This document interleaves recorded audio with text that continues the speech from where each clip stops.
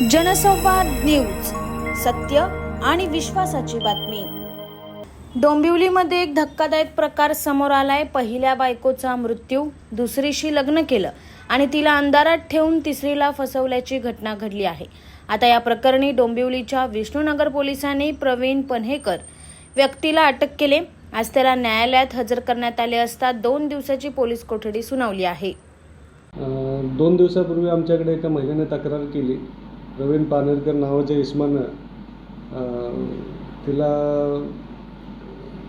गुंगीचं औषध देऊन तिच्यावर अतिप्रसंग केला आणि त्यानंतर तिचे न्यूड फोटोज काढून ते ब्लॅकमेल करून वारंवार तिच्याशी तसे संबंध ठेवले।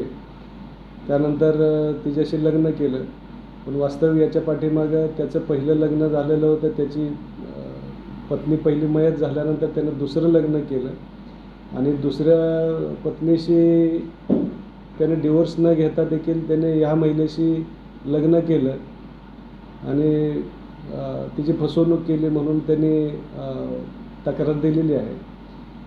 त्याला प्रवीण पानेरकरला आम्ही काल अटक केली, आज कोर्टात हजर केलं होतं। त्याला 2 दिवसाची कस्टडी मिळालेली आहे। पुढील तपास चालू आहे।